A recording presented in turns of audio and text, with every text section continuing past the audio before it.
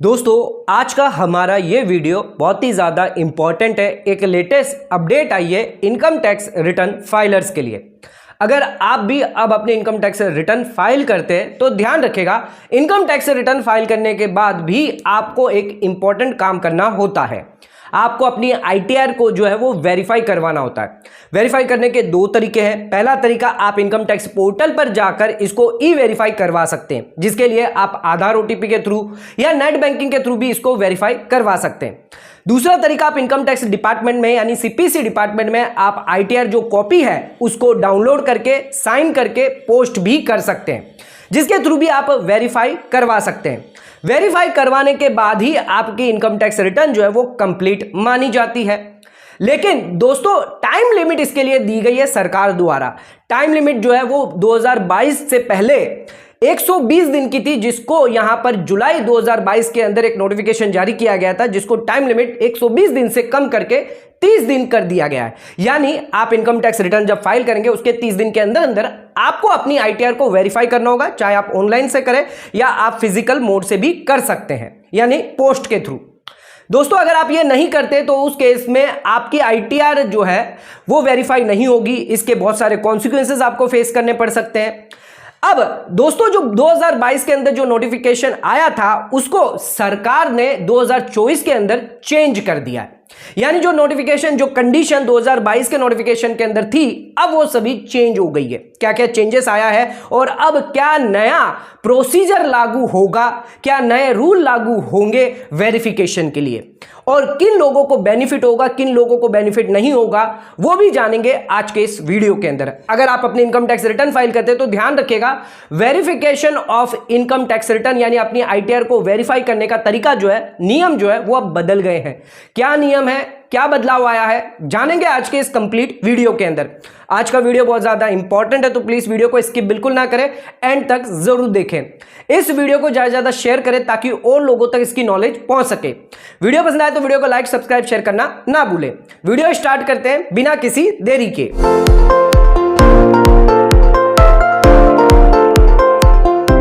दोस्तों आइए स्टार्ट करते हैं अपने आज के वीडियो को और बात करते हैं इनकम टैक्स रिटर्न अगर आप फाइल करते हैं तो उस केस में ई वेरीफाइड करते हैं या इनकम टैक्स डिपार्टमेंट को आईटीआर की कॉपी भेजते हैं, तो ये वेरिफिकेशन जो प्रोसेस है उसके नियमों में बदलाव किया गया है, जिसके लिए नोटिफिकेशन जारी किया गया, नोटिफिकेशन नंबर 2 2024 है।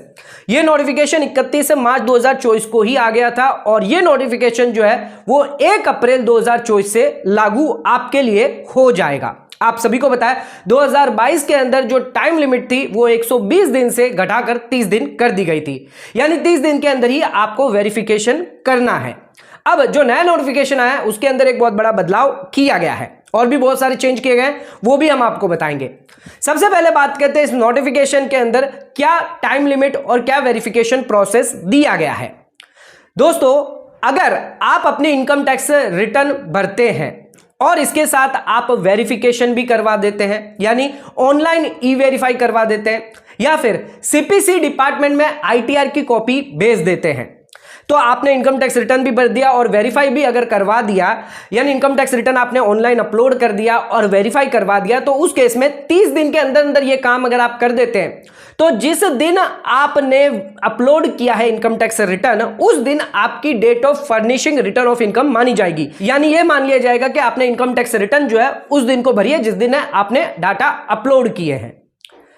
लेकिन अगर आप इनकम टैक्स रिटर्न फाइल कर देते हैं और वेरीफाइड आप 30 दिन के बाद करवाते हैं, यानी बियॉन्ड द 30 डेज के बाद आप वेरिफिकेशन करवाते हैं, तो उस केस में date of furnishing return of income यानी आपकी इनकम टैक्स रिटर्न की फाइलिंग की जो डेट है वो वेरिफिकेशन की डेट मानी जाएगी। यानी अगर आपने 31 जुलाई से पहले अगर रिटर्न भरा है, मान के चलिए 15 जुलाई को आपने रिटर्न भर दिया, आपको 30 दिन के अंदर यानी 14 अगस्त से पहले पहले आपको वेरिफिकेशन करना था, लेकिन आपने 20 अगस्त को वेरीफाई करवाया, तो इस केस में आपकी इनकम टैक्स रिटर्न फाइलिंग की जो डेट है वो 20 अगस्त हो जाएगी। आप पर लेट फीस, लेट पेनल्टी के चार्जेस लग जाएंगे 1000 रुपया। इन केस अगर आपकी इनकम 5 लाख से कम है और अगर 5 लाख से ज्यादा है तो उस केस में 5000 की लेट फीस लग जाएगी।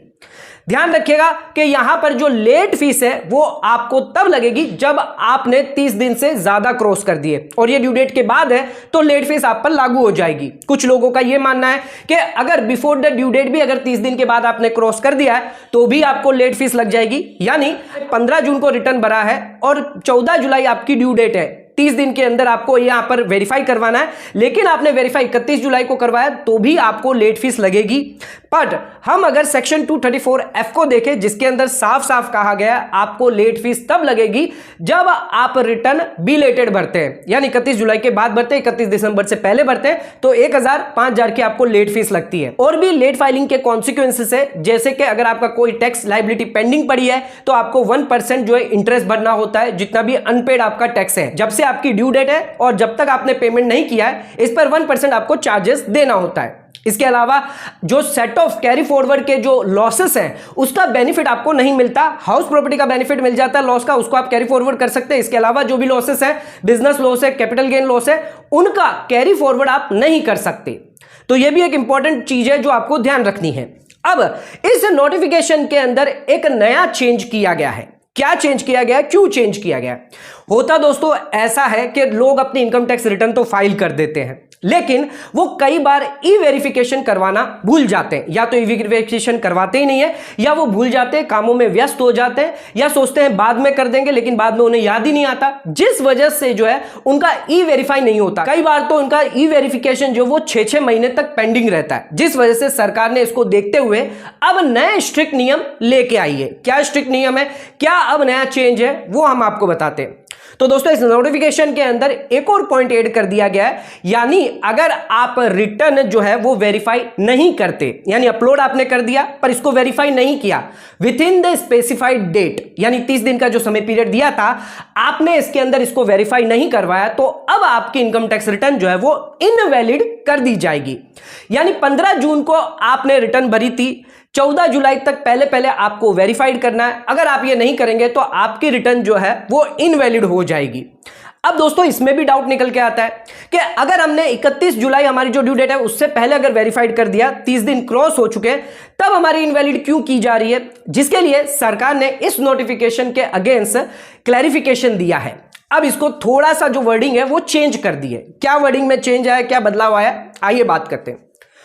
सरकार कहती है कि अगर आपने रिटर्न ऑफ इनकम वेरीफाइड नहीं किए विद इन 30 डेज, 30 दिन के अंदर जब से आपने अपलोड किया है, यानी 15 जून को आपने अपलोड किया है, 14 जुलाई से पहले आपको इसको जो है वेरीफाइड कर देना है। या तो ये कंडीशन लगेगी, इसके साथ दूसरी कंडीशन और बता दी कि 31 जुलाई से पहले पहले यानी ड्यू डेट से पहले भी कर देंगे तो भी हम आपके लिए इनवैलिड नहीं करेंगे। यानी जो लोग 20 जुलाई को कर रहे हैं, 25 जुलाई को कर रहे हैं, जिनकी 15 तारीख की रिटर्न फाइल थी, उन लोगों के लिए इनवैलिड नहीं होगा। लेकिन हां, अगर आपने 31 जुलाई के बाद अगर रिटर्न को वेरीफाइड किया है और आपके 30 दिन जा चुके हैं तो उस केस में आपकी इनवैलिड कर दी जाएगी। तो ध्यान रखिएगा, अब आपको 30 दिन के अंदर अंदर जो है वो वेरीफाई कर देना है, अदरवाइज आपकी इनकम टैक्स रिटर्न इनवैलिड कर दी जाएगी। 2022 की बात करें तब ये इनवैलिड ऑप्शन नहीं था, लेकिन सरकार ने देखा कि बहुत ज्यादातर जो लोग हैं वो अपनी आईटीआर वेरीफाई नहीं करवा रहे हैं, जिस वजह से इनवैलिड का ये जो प्रोविजन है वो लाया गया है। दोस्तों आइए अब हम एग्जांपल के थ्रू आपको और अच्छे से समझाएंगे कि इस प्रोविजन का क्या इफेक्ट होगा, कब आपकी आईटीआर जो वैलिड होगी और कब इनवैलिड होगी, और इनवैलिड को कैसे आपको वैलिड करना है वो भी आपको बताएंगे इस एग्जांपल के थ्रू। आ जाते हैं अब अपने एग्जाम्पल पर। एग्जाम्पल पर जाने से पहले एक बार नया प्रोविजन मैं आपको वापस रिमेंबर करवा देता हूं। दोस्तों अगर आप रिटर्न वेरीफाई नहीं करते 30 दिन जब से आपने अपलोड किया है, या फिर till the due date filing income tax return यानी 31 जुलाई, इन दो डेटों में से जो भी डेट लेटर होती है यानी जो डेट बाद में आएगी उसके अंदर अंदर आपको जो है रिटर्न को वेरीफाइड कर देना है। यानी 31 जुलाई अगर बाद में आई तो 31 जुलाई से पहले पहले आपको कर देना है, या फिर जिस दिन आपने अपलोड करी 30 दिन जब कंप्लीट हो गए वो अगर बाद में आई 31 जुलाई के बाद तो वो डेट देखी जाएगी, उसके अंदर अंदर आपको जो है रिटर्न को वेरीफाइड कर देना है, अदरवाइज आपकी इनवैलिड हो जाएगी। आइए एग्जाम्पल देख लेते हैं और एग्जाम्पल के थ्रू समझते हैं। तो हमने यहां पर दो अलग अलग एग्जाम्पल लिए हैं। अगर आप before the due date income tax return file करते हैं फिर जो वेरिफिकेशन आप करते हैं तो उस केस में क्या आपकी रिटर्न इनवैलिड होगी, क्या लेट फीस के कॉन्सिक्वेंसेस लगेंगे। और दूसरा जो एग्जाम्पल है वो आफ्टर द ड्यू डेट देखेंगे कि आफ्टर द ड्यू डेट यानी बिलेटेड इनकम टैक्स रिटर्न अगर आप भर रहे हैं तब क्या प्रोविजन आप पर लागू होंगे। सबसे पहले बात करते हैं, अगर आप before the due date income tax return भरते हैं यानी ओरिजिनल रिटर्न भरते हैं सेक्शन 139(1) के हिसाब से, आपने अगर इनकम टैक्स रिटर्न जो है वो 15 जून 2024 को भरी है। अब ध्यान रखिएगा, आपकी जो ड्यू डेट है वो नॉन ऑडिट केस वालों के लिए हम मान के चल रहे हैं 31 जुलाई है। अगर ऑडिट केस है तो उस केस में 31 अक्टूबर है। फिलहाल हम बात करते हैं नॉन ऑडिट केस वालों के लिए। तो due date of income tax return filing आपकी 15 जुलाई है। आपने रिटर्न कब भरा है? 15 जून 2024 को भरा है। आपका 30 डेज कब से आता है? जब से आपने ड्यू डेट अपलोड करी है, यानी इनकम टैक्स रिटर्न जब से आपने अपलोड करी है उस दिन से आपको 30 दिन देखना है। यानी आपका 30 दिन जो कंप्लीट होगा वो 14 जुलाई 2024 को होगा। अब आपको वेरीफाई जो है इन 30 दिनों के अंदर करना है। अगर इन 30 दिनों के अंदर कर देते हैं तब आपकी रिटर्न जो है वो वैलिड होगी, इनवैलिड नहीं मानी जाएगी। अगर आप जो वेरीफाई जो है वो आप 14 जुलाई से पहले, मान के चलिए आपने 13 जुलाई 2024 को वेरीफाई कर दिया है, अब आपकी date of furnishing return of income कब होगी? जब आपने अपलोड कर दी और 30 दिन के अंदर अंदर कर दी अगर आपकी, तो आपकी डेट ऑफ अपलोडिंग ही आपकी date of furnishing return of income मानी जाएगी। यानी यहां पर आपकी डेट होगी 15 जून। अब दोस्तों आपको देखना है कि क्या यहां पर आपको लेट फीस लगेगी, क्या आपकी रिटर्न जो है इनवैलिड होगी। आइए बात करते हैं। आपकी जो रिटर्न है वो आपने वेरीफाइड पहले कर दी, यानी डेट ऑफ रिटर्न फर्निशिंग जो आपको देखनी है वो 15 जून है। इस वजह से आपकी 31 जुलाई से पहले है, आपको कोई भी लेट फीस नहीं लगेगी। बात करते हैं आपकी रिटर्न वैलिड है या इनवैलिड रहेगी। आपकी रिटर्न वैलिड रहेगी क्योंकि आपने ऑलरेडी 30 दिन आपके क्रॉस नहीं हुए, उससे पहले ही आपने जो डेट है वो वेरीफाइड कर दी है, जो रिटर्न है वो वेरीफाइड कर दिया, इस वजह से आपकी इनवैलिड भी नहीं होगी। आइए दूसरा केस ले लेते हैं। फिर से आपने 15 जून 2024 को रिटर्न फाइल करी है, अपलोड किया है, 31 जुलाई आपकी ड्यू डेट है और आपके 30 दिन कंप्लीट होते हैं 14 जुलाई 2024 को, लेकिन आपने वेरीफाइड जो 20 जुलाई 2024 को किया है, यानी यहां पर आपने 30 दिन क्रॉस कर दिए हैं वेरीफाइड करने के लिए। तो आपकी date of furnishing return of income क्या होगी? 20 जुलाई 2024। अब आपको देखना है कि लेट फीस या फिर आपकी रिटर्न वैलिड रहेगी या इनवैलिड रहेगी। आइए जानते हैं। दोस्तों सबसे पहले बात करते हैं लेट फीस के बारे में। तो लेट फीस यहां पर आपकी नहीं लगेगी क्योंकि अभी भी आपकी जो डेट है बिफोर द ड्यू डेट है, यानी 20 जुलाई है, जबकि आपकी ड्यू डेट है 31 जुलाई, तो आपको लेट फीस नहीं लगेगी। बात करते हैं आपकी रिटर्न वैलिड रहेगी। यहां पर आपने जो 30 दिन है वो तो क्रॉस कर दिया, आपको दो चीज देखनी है। 30 दिन देखना है जब से आपने डेट अपलोड करी है, यानी 20 जुलाई 2024, और आपकी जो दूसरी डेट है वो आपकी 31 जुलाई है। इससे पहले ही आपने अगर आपने वेरीफाइड कर दिया, यानी 20 जुलाई को ही आपने वेरीफाइड कर दिया है, तो उस केस में आपकी इनवैलिड नहीं मानी जाएगी, आपकी रिटर्न जो है वो वैलिड रहेगी। आइए देखते हैं तीसरा केस। अब इस केस के अंदर आपने 15 जुलाई 2024 को रिटर्न भरा है, आपकी ड्यू डेट है 31 जुलाई, आपने जो 30 दिन है वो निकल के आते हैं 14 अगस्त को। आपने रिटर्न जो है 14 अगस्त से पहले ही भर दिया, वेरीफाइड कर दिया है रिटर्न, तो इस केस में आपकी डेट ऑफ फर्निशिंग 15 जुलाई मानी जाएगी। आपको ना ही लेट फीस देनी है, ना ही यहां पर आपकी इनवैलिड होगी। ध्यान रखिएगा यहां पर लेटर डेट जो है वो 14 जुलाई मानी जाएगी, ना कि 31 जुलाई, क्योंकि यहां पर लेटर देखा जाएगा कि दोनों में से लेटर कौन सी है। जो कॉलम 4 और 5 दिया गया है उसके अंदर से कौन लेटर डेट है वो देखी जाएगी। आइए एक और लास्ट एग्जांपल देखते हैं कि अगर आपने 15 जुलाई 2024 को रिटर्न भरी है, 31 जुलाई आपकी ड्यू डेट है, आपकी 30 दिन जो है वो यहां पर 14 अगस्त निकल के आती है, लेकिन आपने 20 अगस्त को यहां पर वेरीफाइड किया है, तो इस केस में आपको डेट ऑफ रिटर्न फर्निशिंग भी 20 अगस्त होगी। यहां पर आपकी जो डेट है वो यहां पर क्रॉस कर चुके 31 जुलाई के बाद, और आपने 30 दिन के अंदर भी यहां पर वेरीफाई नहीं किया है, तो यहां पर आपको 1000 या 5000 की लेट फीस लगेगी। ध्यान रखिएगा लेट फाइलिंग के कॉन्सिक्वेंसेस आपको यहां पर लागू होंगे। इसके अलावा आपकी रिटर्न भी इनवैलिड हो जाएगी क्योंकि यहां पर आपने जो वेरीफाई किया है वो 14 अगस्त के बाद किया, यानी 30 दिन क्रॉस हो चुके, 20 तारीख को आपने वेरीफाई किया है, जिस वजह से आपकी रिटर्न जो है वो इनवैलिड मान ली जाएगी। अब दोस्तों इनवैलिड रिटर्न को वापस वैलिड करना है अगर आपको, तो ध्यान रखिएगा आपको कॉन्डोनेशन ऑफ डिले रिक्वेस्ट करनी होगी। इस कॉन्डोनेशन ऑफ डिले रिक्वेस्ट के अंदर आपको रीजन बताना होगा कि क्यों आपका डिले हुआ है, क्या रीजन है जिस वजह से आपने आईटीआर वेरीफाई नहीं करी है। हो सकता है ऑफिसर जो है वो आपकी एक्सेप्ट कर सकता है, मोस्टली केसेस में यहां पर एक्सेप्ट हो जाती है, पर कुछ केस में रिजेक्ट भी किया जा सकता है। एक्सेप्ट होने के बाद जब आप वेरीफाइड कर देंगे तो वो जो वेरिफिकेशन डेट होगी वही आपकी डेट ऑफ फर्निशिंग रिटर्न मानी जाएगी और आपको लेट फीस के कॉन्सिक्वेंसेस जो है वो लागू होंगे। तो ध्यान रखिएगा इनवैलिड हो जाएगी, तो आगे आप जब भी वेरीफाइड करेंगे तब आपकी वापस रिटर्न जो है वो वैलिड होगी और वेरीफाइड भी हो जाएगी। आ जाते हैं अपने अगले एग्जांपल पर। अगर आप अपने income tax return belated file करते हैं, यानी बिफोर द ड्यू डेट नहीं बल्कि after the due date file करते हैं, तो उस केस में क्या लेट फीस लगेगी आपको, क्या आपकी रिटर्न वैलिड होगी या इनवैलिड होगी, आइए जानते हैं। आपकी डेट ऑफ फाइलिंग रिटर्न यानी अपलोडिंग रिटर्न जो डेट है वो 15 अगस्त 2024 है, बिलेटेड है। अब आपकी ड्यू डेट तो वही रहेगी 31 जुलाई।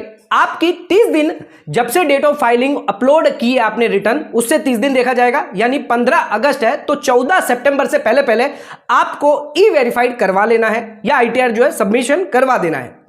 अब ध्यान रखना है, अगर आपने 14 सितंबर से पहले, मान के चलिए अगर आपने 12 सितंबर को जो है वो वेरीफाइड किया है, तो उस केस में डेट ऑफ फर्निशिंग आपकी 15 अगस्त मानी जाएगी, जिस वजह से लेट फीस तो आपको वैसे भी लगनी है क्योंकि आप बिलेटेड रिटर्न फाइल कर रहे हैं, तो 1000 5000 की लेट फीस लगेगी। लेकिन आपकी रिटर्न जो है वो इनवैलिड नहीं होगी क्योंकि आपने 31 जुलाई या फिर आपने 14 सितंबर से पहले पहले ही वेरीफाइड कर दिया है। इन दो डेट से अगर पहले वेरीफाइड कर देते हैं तो उस केस में आपकी रिटर्न वैलिड ही रहेगी, इनवैलिड नहीं की जाएगी। दूसरा केस देखते हैं। आपने 15 अगस्त को रिटर्न फाइल करी है, 31 जुलाई आपकी ड्यू डेट है, लेकिन इसके 30 दिन आपको 14 सितंबर देखे जाएंगे। अब आपने 20 सितंबर को रिटर्न जो है वेरीफाइड करी है, तो इस केस में डेट ऑफ फर्निशिंग रिटर्न क्या होगी आपकी 20 सितंबर। लेट फीस तो आपको लगेगी लेकिन आपकी रिटर्न भी इनवैलिड होगी क्योंकि यहां पर आपने 31 जुलाई भी क्रॉस कर दी है और 14 सितंबर जो थी डेट, जिस 30 दिन के जो कंप्लीट थे वो भी आपने क्रॉस कर दिए हैं। 30 दिन के अंदर आपको वेरीफाई करनी थी, वो भी आपने क्रॉस कर दिए या आपने 20 तारीख क्रॉस किए, इस वजह से आपकी रिटर्न जो है वो भी इनवैलिड हो जाएगी। ध्यान रखिएगा, आपकी रिटर्न जो है इनवैलिड तब होगी जब आप ये दोनों डेट क्रॉस कर देंगे, या तो 31 जुलाई या 30 दिन जिस दिन से आपने रिटर्न अपलोड करी है। अगर ये दोनों डेट क्रॉस हो जाती है तो उस केस में आपकी रिटर्न इनवैलिड हो जाएगी। 2022 में जब ये 30 दिन लागू किया गया था तब उस केस में इनवैलिड का ये प्रोविजन नहीं था, लेकिन अब जो नया प्रोविजन है वो 1 अप्रैल 2024 से लागू होगा। यानी अब अगर आप इनकम टैक्स रिटर्न भरेंगे तो इनवैलिड रिटर्न आपकी होगी, ये भी आपको ध्यान रखना है। आइए दोस्तों अब बात करते हैं दो और बहुत बड़े बदलाव जो है इस नोटिफिकेशन के अंदर किए गए हैं। आईटीआर अगर आप सीपीसी बेंगलुरु अगर भेजते हैं उसके रिलेटेड दो मेजर चेंज किए गए हैं। ध्यान रखिएगा, आईटीआर जो वेरीफाइड करने के लिए आप भेज रहे हैं सीपीसी, पहले यानी ओल्ड प्रोविजन के हिसाब से, ओल्ड नोटिफिकेशन के हिसाब से आप सिर्फ स्पीड पोस्ट से ही थ्रू भेज सकते थे, यानी स्पीड पोस्ट के थ्रू ही आपको भेजना होगा सीपीसी बेंगलुरु कर्नाटका, तभी आपकी आईटीआर जो है वो कंसीडर की जाएगी।